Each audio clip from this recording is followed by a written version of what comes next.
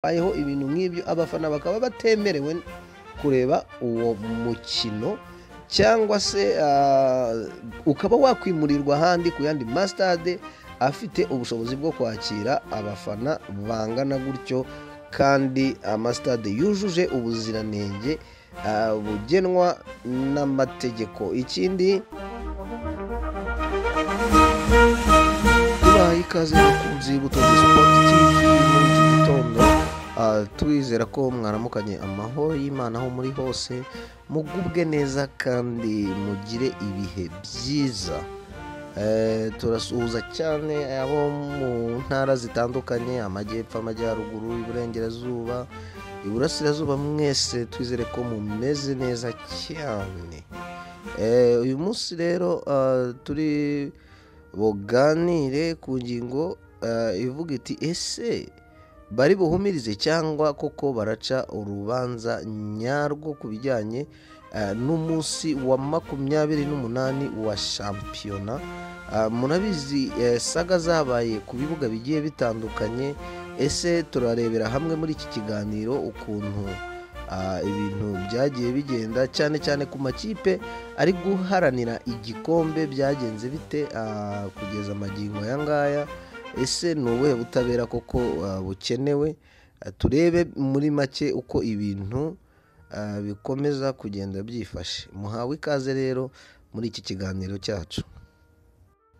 Ariko nanone ntabwo twibagiwe abantu bo mu ntara yindi, ni ukuvuga aba diaspora, nabo turabasuhuza cyane kuko nabo mu bantu badukurikira rwose badutera inkunga kandi biradufasha, kandi nabo bakamenya amakuru agenda avugirwa hano mu gihugu cyabo, uko ibintu biba byagiye byifashe.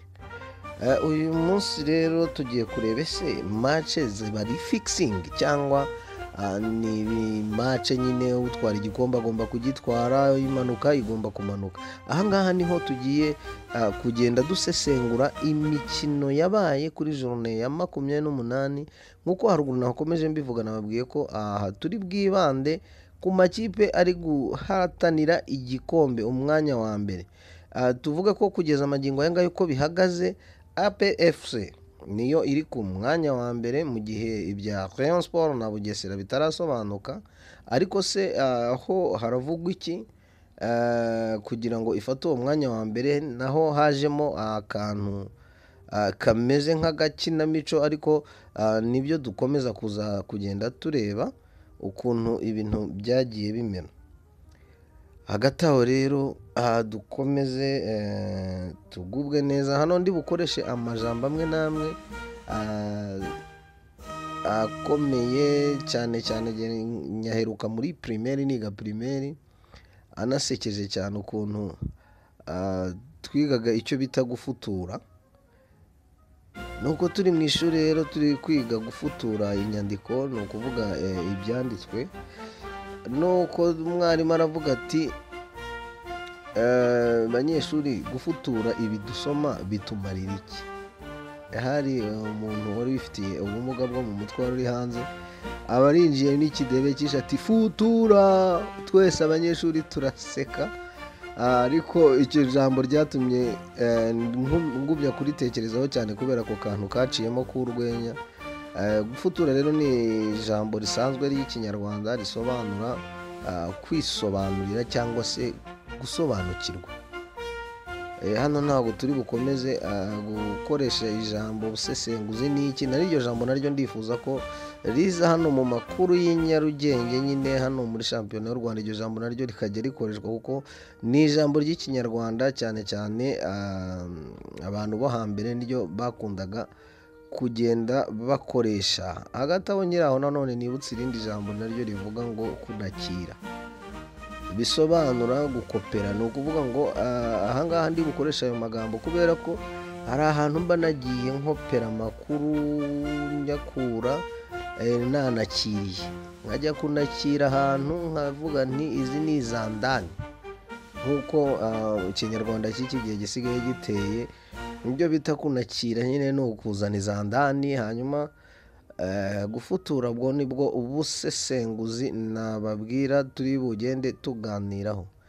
ikaze mwese rero kuri Sport Utundi. Reka rero dukubite tubangura tugaruke hano mu mukino wahuzaga APR FC na Gorilla FC. Ese iriya penalty mwabibonye mute? Ahangaha turabashyiriraho amashusho n'amafoto murebe ukuntu ibintu byagiye bigenda hariya. Kufutura kwacu twabonye ko ibintu bitari byiza namba bitaciye mu mucyo na gahoro, ariko kubera ko nyine icyemezo cy'umusifuzi kiba ari icyo, nuko ibintu twabyakiriye. Ese mwe mwabyakiriye mute? Mwabibonye mute? Tuvugishije ukuri rero ntabwo ari ukuvuga ngo turakoresha ibintu byo gufana cyangwa se ibintu by'amarangamutima. Hano habayemo ikibazo cy'umusifuzi. Se ni ukuvuga ko ntago yabibonye? Se byagenze bite muri rusange kugira ngo atange ino penalty? Murareba hano uno mukinnyi neza, amafoto arabibereka n'amashusho. Urabona ko bateye umupira amaboko ye yose ari inyuma, akubita agatuza ku mupira kugira ngo umuzamu we abashe kuwufata, arimo anaproteja umukinnyi wa APR wari uri kumanuka mu rubuga rw'amahina. Murareba neza rero ko n'ikimenyimenyi n'uwari uteye uwo mupira ntiyigeze arega penalty. Aho rero hagatera abantu kwibaza, ese umusifuzi yayibonye mbere y'uko umukinnyi uri kuri tera ako kanya ari nawe uteye atarabibona? Aho naho hagenda hazamo akabazo, ahubwo tukagenda twibaza nanone ikindi kintu gikomeye cyane, tuvuga tutese muri interview zatanzwe mu byavuzwe, kuki nta na hamwe hagaragaye ko barekarama ko icyo kintu cyabaye atari cyo?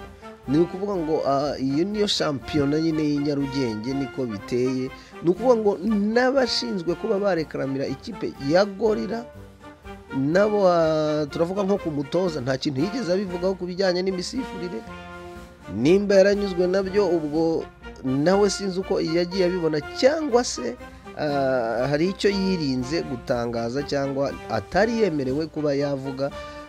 Cyane cyane ko imikino myinshi hano tubona isa n'aho ari fixing, ziba ari match ziri fixing. Ni ukuvuga ngo match ziba zizwi ngo uyu munsi nimba kipe runaka ikinnye n'indi biraza kurangira gutya, biraza kugenda gutya. Ibyo rero bigakomeza gutuma shampiyona yacu hano mu Rwanda ikomeza kugenda itakaza ireme, itakaza uburyohe bwa. Nka perezida wa Gorilla ari nawe ushinzwe kwireberera kandi akaba ari nawe ukuriye Rwanda Premier League, nta kintu higeze abitangazaho cyangwa ngo avuge. Aha rero tukaba dufite impungenge tuvuga tuti, ese ibiri buze kuva mu mukino ukurikira iyi Premier League nayo iri bugiremo uruhare kugira ngo ibashe kuvuguta umuti usharirira amakipe yahuye kuri jurune ya 28 hariya mu Bugesera, ariho hakomeje kuvugwa saga ndende cyane, kuko habayeho ibintu bidaherukaga kuba mu Rwanda bitanamenyerewe, yemwe n'abanyarwanda batakiriye neza. Byateje imvururu ndende cyane, bikavamo n'ihagarikwa ry'umukino wahuzaga iyo kipe ya Rayon Sport n'ikipe ya Bugesera. Reka rero duterera akajisho nanone ku byabaye aho ngaho i Bugesera, tunasesengure tufuture turebe ese ibi bintu byo byaba biri buze gukemuka gute, cyangwa se biragenda gute. Amashusho mwarayabonye yagiye acicikana ku mbuga nkoranyambaga, mwarebye penalty yimwe Abedi uko byagenze. Hano murabona amafoto, amashusho, murabona ko mu by'ukuri koko Abedi yakubiswe tackle n'amaguru yombi, ari mu gihe yageragezaga kwerimina ngo abashe guhita atera mu izamu. Hanyuma umusifuzi agasanza agahita atanga avantage, aribwo Bugesera yazamutse nayo igakorerwaho penalty. Nayo ni penalty kuko yo ntago twayiburanaho. Icyo gihe ikosa rya mbere ritaba nta kibazo cyari kuba kirimo, kuko umukinnyi wari usigaye yakoze ku mupira asa n'ukurura uriya mwataka wa Bugesera. Hanyuma amategeko uko avuga ko iyo ufatiye umuntu mu rubuga rw'umuzamu kandi ari we uwa nyuma, icyo gihe byo biba ari penaliti, nta kundi byagenda, niko amategeko ya FIFA abivuga. Nk'uko nakomeje mbibabwira, twagiye tunakira dutera akajisho ku mategeko uko bamwe babivuga n'uko bagiye bagenda babisobanura. Reka rero tuvuge tuti ese ubwo butabera bushobora kubaho ni ubuhe? Ikintu cyabaye hariya kuri stade ya Bugesera si ikindi, ntabwo ari cas de force majeure ngo umukino uzatangira aho wari ugereye, ngo tuvuge ngo bazatangirira ku bitego bibiri bya Bugesera bakomereze ku munota wa 57 kuko ariho umukino wahagaze. Nanone ikindi twareba, ese bigenda bite iyo icyo gihe atari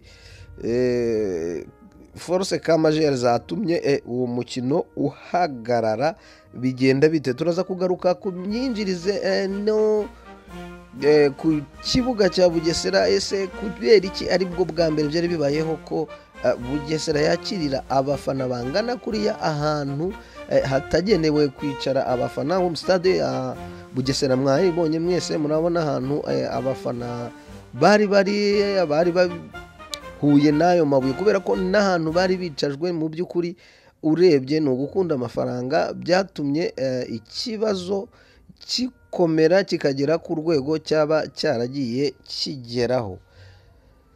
Tutabatindiye rero kuri iyo stade, ahantu bafana bakoze izo mvururu, ni ukuvuga ngo ni ahantu hadakwiye mu by'ukuri kuba ikipe zo mu Rwanda zakwakirira abafana. Nta ntebe zihari, nta kintu mbega kigaragaza ko aho hantu ari ahantu heza ho kuba mwashyira abantu barenga igihumbi, ibihumbi 2, 3, 4 gutyo, ku buryo mwaba mwizeye ko nta kibazo cyavuka. Ikindi rero aho ngaho turagaruka kuri ryo, ni ikosa Bugesera nk'ikipe yakiriye yagombye kwirengera, imenya ko ibyo bintu bitari byemewe kuba abafana bajya kwicara hariya hantu. Tukiraho kandi, icyo ni ikintu cya mbere tubanje kuvugaho. Ntago turakomeza cyane kugaruka mu bijyanye na arbitrage, imisifurire uko byagenze, kuko ibyo ni ibintu mwese mumaze igihe mubona kuva iyo. Turagaruka kandi tureba n'iki twakwitega ko baramutse habaye ubutabera koko hakavugutwa umuti usharirira bamwe, nubwo kuko birazwi neza ko ababurana ari babiri, umwe aba yigiza nkana. Ni ukuvuga ngo byanze bikunze hagomba kuboneka igisubizo gisharira. Ese kirasharira ku ruhe ruhande? Aho ngaho niho tugomba kwicara tugafutura tukareba neza byakagombye kuzaba bimeze bite. Turakomeza kandi tubabwira ko kuri ibyo twavugaga, tuba tumaze kuvuga ikijyanye n'aho abafana bari bicaye n'ikipe yakiriye. Aho ngaho niyo bigaragara ko yaba ifitemo akantu k'amakosa aho ngaho, ku buryo byafavurije abafana kuba babasha gukora igikorwa nka kiriya. Mu by'ukuri ntabwo ari igikorwa abantu twese twashimye, ariko nanone uko byabaye hari ubutumwa byagiye bitanga, hari ibintu byerekanye. Mbese ni ukuvuga ngo ni ikibazo kigomba kuvugutirwa umuti mu maguru mashya kugira ngo bitazongera no kubaho ukundi. Turareba rero, ese mu gihe atari ka force majeure yateye iryo hagarikwa ry'umukino, amategeko yavuga iki? Ni ukuvuga ngo igihe atari force de cas majeure yahagaritse uwo mukino, bareba cyane cyane nanone biri buhengamire ku ikipe ya Bugesera, kubera ko ariyo kipe yari yakiriye, niyo kipe yari ishinzwe umutekano, niyo kipe yari ishinzwe kumenya no gutunganya neza ibijyanye n'uwo mukino mu bushobozi bwayo n'ubushishozi bwayo. Aho rero ni ukuvuga ngo icyo gihe ishobora kuba ariyo yahanishwa igihano cyo guterwa mpaga. Ikindi, ishobora nanone match gutangirira ku munota wa mbere kugeza urangiye, ni ukuvuga ngo umukino ugatangira. Ikindi nanone turi bwibazeho gishoboka ko gishobora gufatwa nuko uwo mukino bashobora kuwufata kubera ko habayeho ibintu nk'ibyo, abafana bakaba batemerewe kureba uwo mukino, cyangwa se ukaba wakwimurirwa ahandi ku yandi masitade afite ubushobozi bwo kwakira abafana bangana gutyo, kandi amasitade yujuje ubuziranenge bugenwa n'amategeko. Ikindi twavugaho nanone tugarutse kuri igihe byaba ari ka force majeure, ni ukuvuga ngo icyo gihe noneho byaba bazatangirira umukino aho wahagaritswe ku munota wari uriho, Bugesera igakomezanya ibitego byayo 2, hanyuma agakinwa iminota yari isigaye.